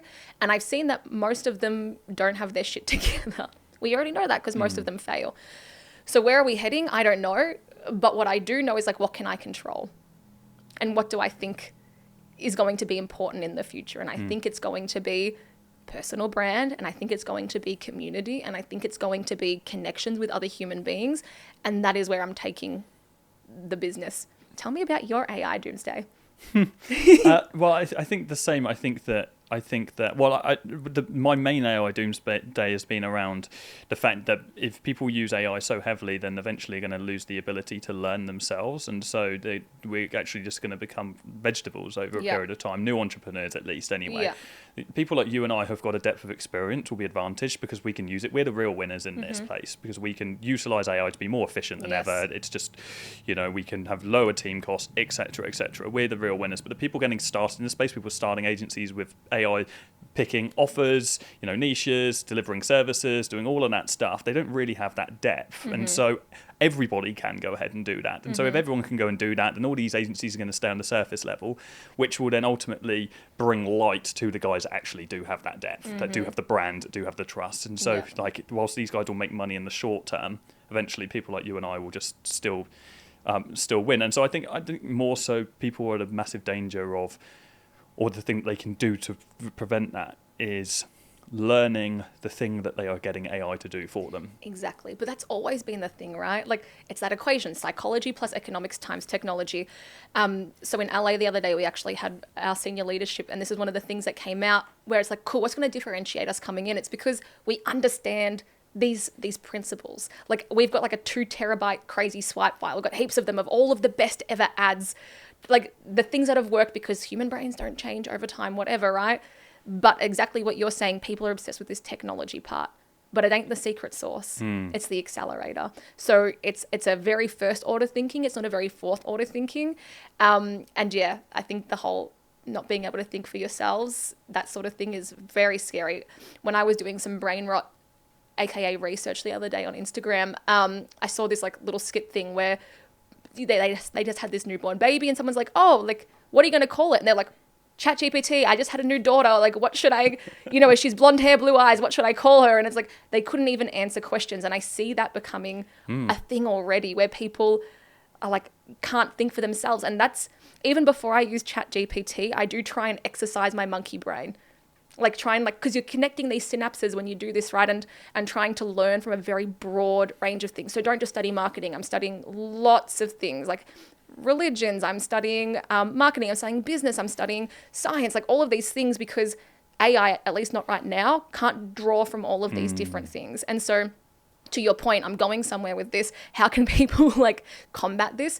It is from like learning from all of these things and having these really diverse ways of thinking and creativity that at least right in this moment and not for the super foreseeable future, AI can't replace these like diverse ways of thinking. So having access to the data as well is just a huge leverage point. If you've Yes. got thousands of headlines that have converted well, and you over time can load that into a database, that's your unique IP. Yeah.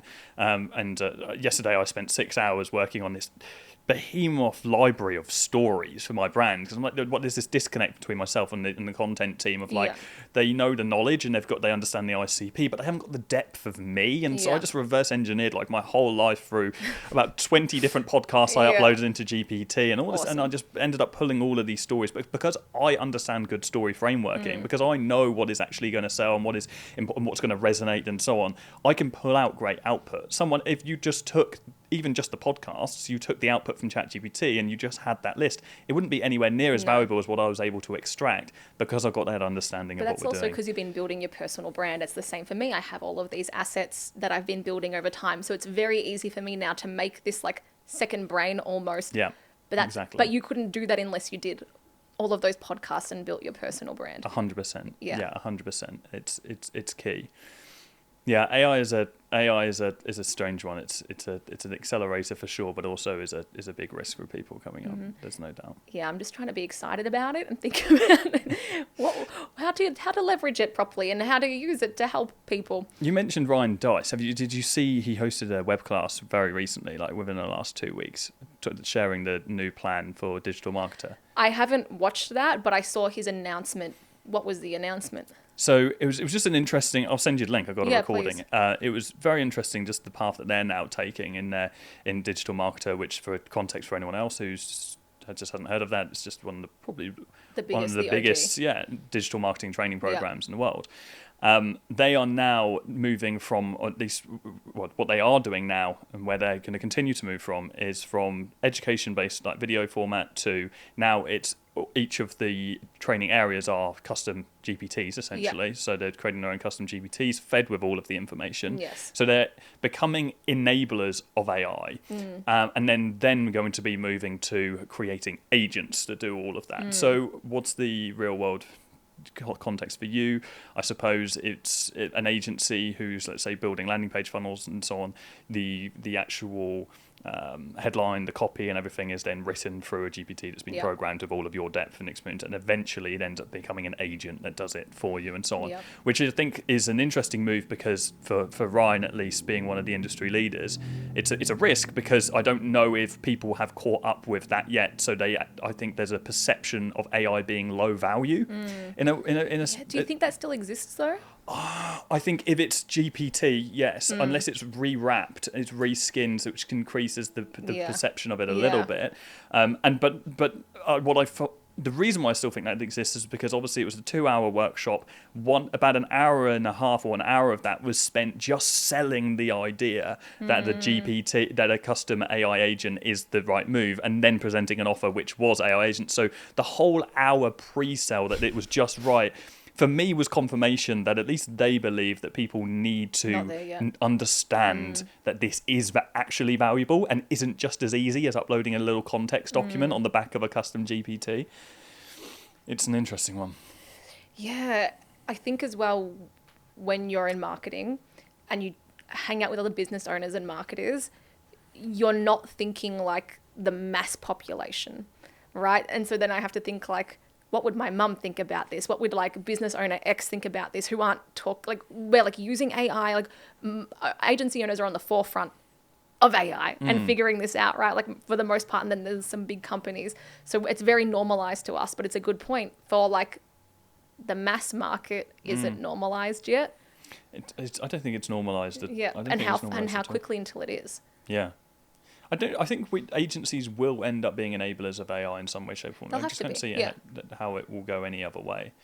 And then maybe we'll roll up into SaaS or something. Who knows? You won't be able to compete even for us. Like what you were saying, that's our next step. One of our next steps, like we're looking at our paths, would be to build out these things that can spit out landing pages infinitely quicker than we ever could. But then your clients still have a time bias, right? So it's like you still have to like coordinate when you give them stuff, because if you give them something too quickly, they're like, wow, you didn't take very long. Is this any good? It's like, babe, this is way better than like any human could do. Trust me. So yeah, it's going to be interesting to balance that and how we position it. But I do think that clients will start when AI first came out, which is not even that long ago when it was like more mainstream, then clients were like, oh, is this just going to be all AI garbage? I think very soon they'll be assessing agencies on, okay, but how do you use AI? And if you can't demonstrate how you use it to speed you up, they're going to be like, you're a dumbass. Like, what are you talking about? Like, am I just paying for like human overhead? What's going on? I agree. There's going to be a lot of mistakes made in the meantime. It's going to get weird in the interim as well. It's gonna be weird. We very recently launched a done-for-you funnel build, actually, for agencies. And one part of that project is obviously we do the offer consulting, and then we write the copy and put it on a Figma design on the funnel itself, sent over this Figma design, sent it with the copy and everything. The client sent it back. Or sent back a document, Google Doc, which was just copy and pasted feedback from ChatGPT. And they're like, hey, I went to ChatGPT and just got some feedback. I was like, how fucking dare you? I just responded. I was like, why didn't you just get ChatGPT to do it for you? Like, they didn't even like give any feedback themselves. It was just like copy paste. Is this good copywriting? Like what you're saying, like no critical thinking, right? I see it with marketers where if you can't discern what's good and bad, and we've already seen this, right? Like this is like the most common thing. Then you're just copying and pasting. And so there's going to be so much more noise out there and so much less critical thinking. I think that will create a very big wealth divide in society in general, and something personal brand. Yeah. The answer. That's it. I was going to ask you, what if you were starting an agency from scratch now, what would be your 3 core focuses in order to make sure you were successful? Yeah. And I suppose personal brand will be one of those things. Oh, spoiler alert. Yeah, I think so. Because hopefully we've made the argument for it that it needs to be. But if I was starting an agency again, which I don't know if I would do, because like we were saying before the call, you have to be a bit of a psychopath. I've been doing it for 10 years, but it's more like, what agency model would I try? And so what you have to be careful of is like not building the business that you know, but the business that you want. And so for the longest time, I was building the business that I know how to build, right? Not the business that I want, or not the business. And that just comes from learning. Like no one's born a business owner. I'm a really good leader. I can talk at people for several hours, shit like that. But there's so many other facets that go into running a business and actually being successful. So personal brand, and then I would say like understanding like the economics of like my offer, and like really like dialing in on who's the best target market to go for, not trying to be too broad. Choose a niche that you can go and dominate in. Like it doesn't have to go and be roofers or something. Obviously mine's like high ticket lead gen, and that's where I want to be known for, like getting qualified leads. But that, and then invest in yourself, like hardcore invest in yourself. And there was probably times where when we were a bit earlier in business, where I was a bit of a tight ass, not going into masterminds soon enough, not getting coaches soon enough, or I tried to get a coach and he was a bit of a dud, and then that just put me off and shit. But like you should just be putting all of your money into investing in yourself. That's like what I believe, and I do it a lot now. I wish I did it a lot more when I first got started. Yeah, I resonate with that a lot. It was a good few years it was until I started investing, and then went to the first mastermind. I was like, wow, I'm an idiot. What am I doing? Yeah. What an idiot. It's the best when you go into a room and you're like, oh, I'm the dumbest here. Sick. Like, okay, I'm going to learn from all these people. And then you realize I should have been paying to get entry into rooms a long time ago. You've got that opportunity cost. You're like, what? Where would I have been if I did that from day one? Yeah. How do you measure whether or not someone is worth learning from or not? Say you've got a problem, you're like, I need to identify and find something. Where are you going to find the right people, and how are you vetting that? This is the thing, right? Because most content on the internet has been alive less than 24 hours. That's not good shit. Like, that's not good stuff. And then what I find is, from like the OGs in like direct response or whatever, everybody else is just a photocopy of a photocopy of a photocopy of a photocopy, teaching more watered down stuff. So as an example, I'm not saying this is Alex Hormozi because he's incredibly intelligent, but a lot of the stuff he says, if you just go and read the source material, but because no one's ever heard it, it's very profound. It's like, whoa. And I'm like, yeah, I'm pretty sure it's like a Zig Ziglar thing, or and I'm not saying Alex Hormozi is stealing that, because he is a very learned man and he takes all this stuff and then he puts it out into that. But the danger is when you're not educated yourself, you put these people up on a pedestal, right? And it's like, no, like study the people that came before us. And so, yeah, like new age people. I think like Alan Soltanich is probably one of the best marketers that I will study. Alex Hormozi is obviously great. I've studied a lot of like maybe the source material, but he brings it into like real world applications now, because for example, I would study Dan Kennedy a lot, but that starts to get dated in Alex Hormozy. It's a lot of that. So yeah, to answer your question, like who should you do? Depends what the purpose is for, right? If it's for me in business, I try not to get too obsessed with people that are a million steps ahead of me. Because, like, you know, you can get, like, all into Jeff Bezos or whatever and, like, his way of thinking, but it's, like, for where I am in the life that I'm building, it's not exactly the same. So I'm often trying to find people that are a couple of steps ahead of me with the life that I want. Because, yeah, like, Elon Musk is sleeping on the ground of a warehouse every day and has, like, 14 kids and shit like that. It's like, go him. He's obviously a genius, but is he building the life that I want? Can I still learn from how he thinks? Yes, but who's, like, ahead of me that can show me the path to my next step, and then my next step, and then my next step. Do you allocate a specific budget every year to it? Do you have a mindset of, okay, I want to be in one mastermind at any one time? Like, do you have a framework surrounding it, or is it just like free ball, as and when I need it, I'm going to buy it? No, I try to be more deliberate with it, but it depends because there's different levels, right? So the masterminds, I can't just go and sink 30K into every mastermind that I think might be fun. So I have to like be very deliberate with that. I've done broader based masterminds, but what I find is being in agency specific masterminds because they get it. It's a very unique business model.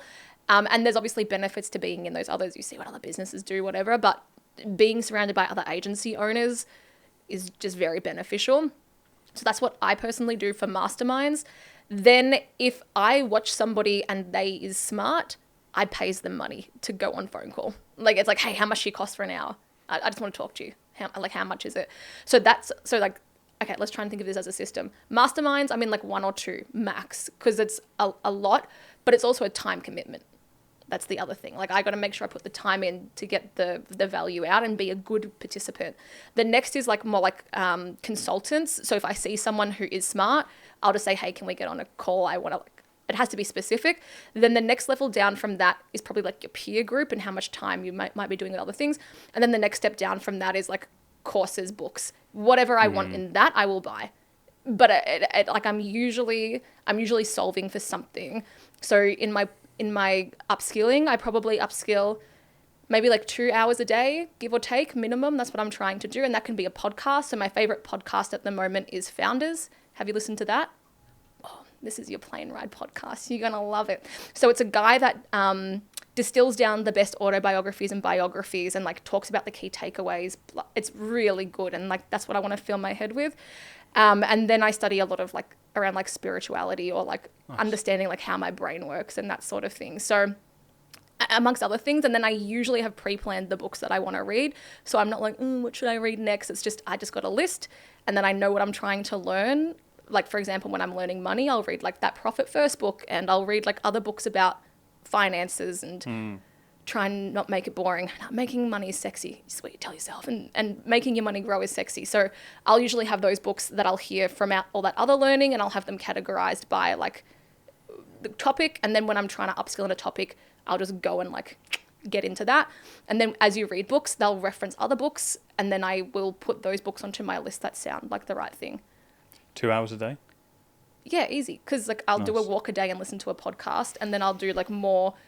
Then I'll do like more specific. I try to make sure I actually read a book every day to make sure my focus works. Or I'll be doing a course or something that I'm trying to learn. So do I hit 2 hours every day? Probably, and it would even out to at least 2 hours because on a Sunday that's like all I do. I just really like learning. I'm like you know how like most entrepreneurs are like, yeah, I was really shit at school. Like I was flipping candy. No, I was really good at school. The best.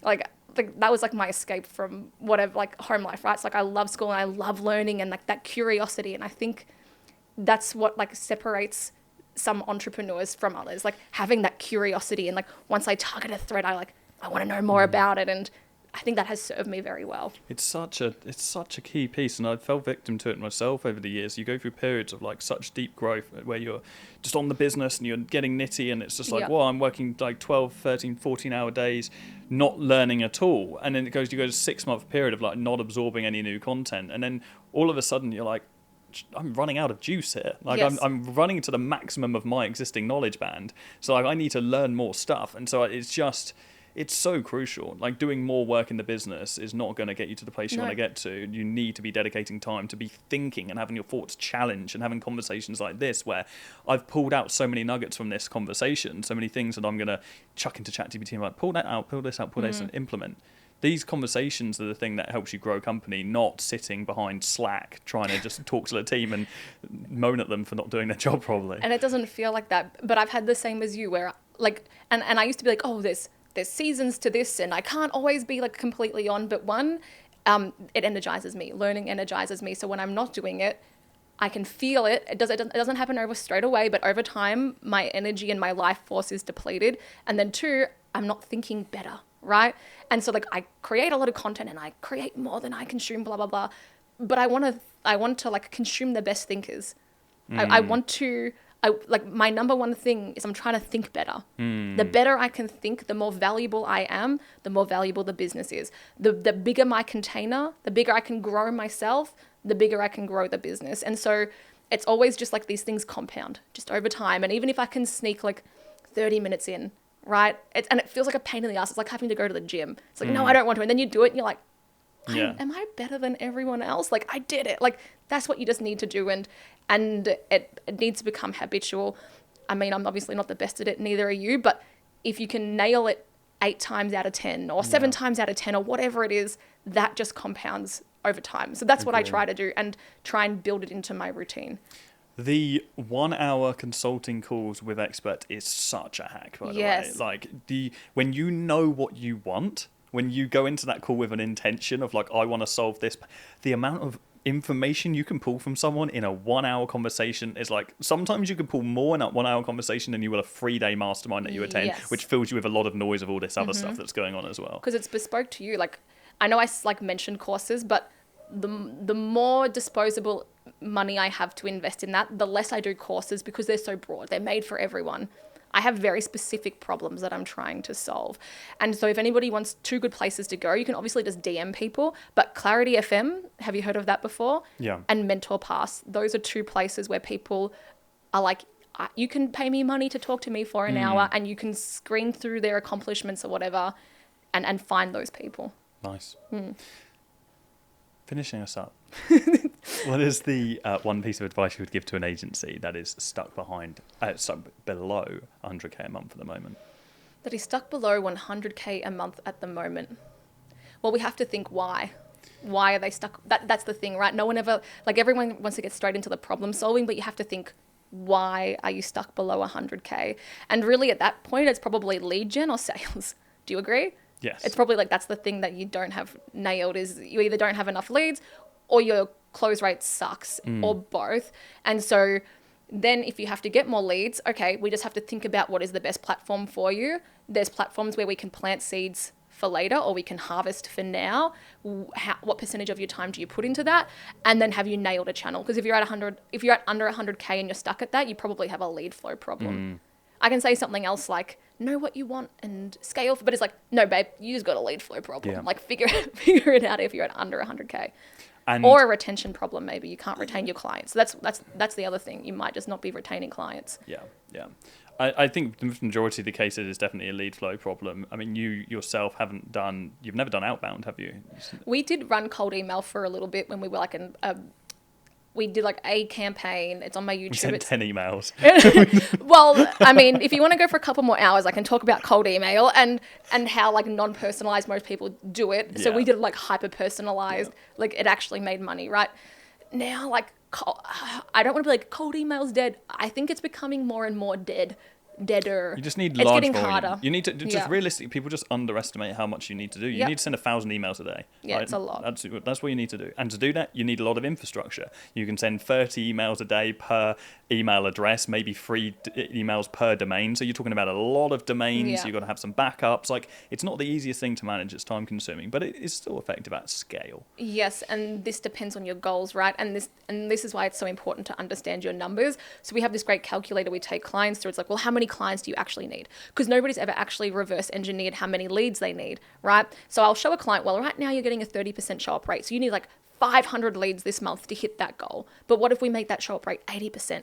And so it's like knowing these numbers in your cycle is the thing that will unlock it. That's such a big one. So many people are like, oh, we need X amount of clients per month. And it's like, okay, but that means we need X amount of calls. And it's like, well, have you pulled it right down to, because like you can reverse engineer from the amount of clients you need to sign all the way through to the amount of money you need to spend. And that's where you need to be focused on. And not just like the money and spending, but like how many creatives do I need to put in the ad account to be able to sustain that level of spend, etc. How many emails do I need to send to acquire a customer? Not like how many emails do I send to get a meeting booked? Like who cares about that? Like what is the input at the highest level that relates to the most important output? Like it's the relationship between those two things, which is so obvious, but nobody does it. It's that economics part of the equation. Psychology, economics, technology. Nail it. Yeah. What do you think is the biggest mistake that people make, like below 100K? Like what's the thing that stops them getting to that point outside of lead gen? The biggest mistake, and I did have a coaching program as part of my shiny object like origin story, and we were helping agency owners who hadn't got past 100K. Nice. So let me just look at the Rolodex of data of what they were doing so I can give a good answer and not shooting off the hip. I think it's a lack of focus. I think it's a lack of focus. I think I had it as well. I think that the thing that stops a lot of us is not necessarily greed, it's envy. I've been looking at this a lot. It's like envy, and we see what other people have and then we think we want that, instead of just knowing your why, having that long-term vision, knowing what you're marching towards. And we did exactly the same thing, flip-flopped what we did and who we served, and got distracted because of a lack of focus and probably too much envy of what others had. Couldn't agree more. Yeah. Well, that's a great place for us to end. Okay. It's been a pleasure, Alisha. Thank you. Thank you.